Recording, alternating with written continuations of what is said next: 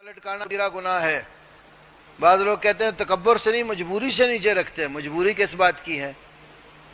کیا آپ کو پھانسی لگا دیے دے گا اگر آپ کا کپڑا ٹخنوں سے اونچا ہوا؟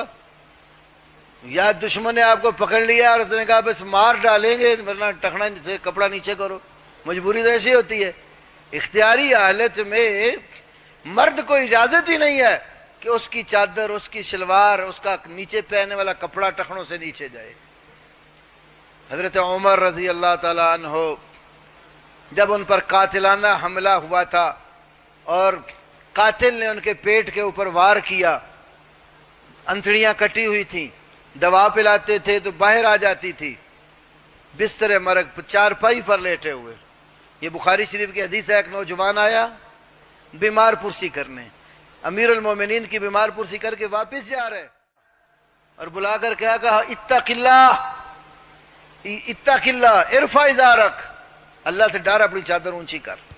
اگر اس کی کوئی اہمیت نہ ہوتی تو وہ تو دنیا سے جانے والے تھے، زخم لگے ہوئے تھے، انتڑیاں کٹی ہوئی تھیں، تو نافرمانی سمجھا تو بلا کر کہا. بعض لوگ کہتے ہیں جو ابو بکر صدیق تھے نا رضی اللہ عنہ، تو ان کی چادر ایک سائڈ سے نیچے جاتی تھی تو اس لیے کہ وہ تکبر سے نہیں کرتے تھے. تکبر کی نیت سے ہو تو جرم ہے. یاد رکھو، تکبر کی نیت بیچ میں شامل ہو جائے تو بڑا جرم بن جاتا ہے. تکبر کی نیت نہ ہو تو حرام ہے.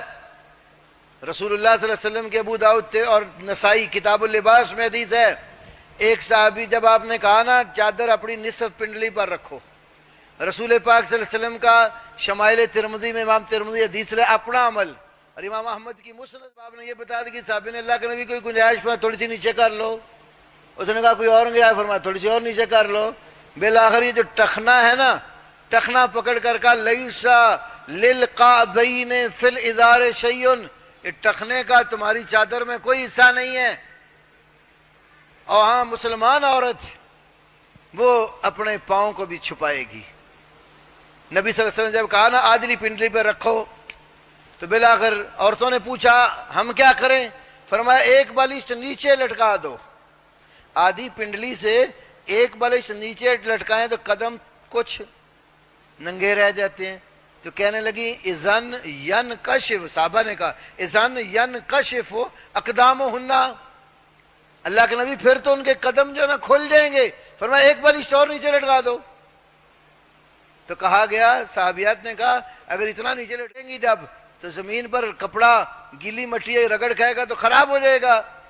تو آپ نے فرمایا جب آگے جائے گی خشک مٹی آئے گی، کپڑا اس کا رگڑ کھائے گا تو پاک ہو جائے گا. اجازت نہیں دی کہ اس کا قدم بھی نظر آئے. تو ابو بکر صدیق رضی اللہ تعالیٰ عنہ کا جو کپڑا نیچے لٹک جاتا تھا، مسند احمد کی اسی حدیث کے اندر ہے، وہ دو سائیڈوں میں سے ایک سائیڈ سے لٹکتا تھا.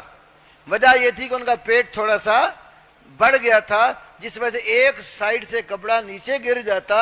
تو وہ کہتے یا رسول اللہ انی آتا احد ذالک، میں اس کا دھیان رکھتا ہوں، اس کی خبر گیری تو رکھتا ہوں، اوپر کر لیتا ہوں، لیکن پھر بھی کچھ بعض اوقات نیچے گر جاتا ہے. تو اس کے لیے آپ نے فرمایا تھا تو متکبرین میں سے نہیں ہے. تو یہاں آپ غور کریں، اگر اس کو دلیل بنانا ہے تو پینٹ کا ایک پنچا اونچا ہونا چاہیے اور ایک نیچے ہو. پھر بکر صدیق کے تو اللہ کے نبی صلی اللہ علیہ وسلم نے ان کو جو رخصت دی اس کی وجہ ہے. ہاں اگر آپ کا پیٹ بڑا ہوا ہے اور آپ خیال رکھتے ہیں اپنی چادر کا، اس کے باوجود نیچے ہو جاتی ہے، وہ پکڑنی وہ آپ کے بس میں نہیں ہے. تو جان بوجھ کے ایسا کرنا یہ شرعاً بالکل جائز.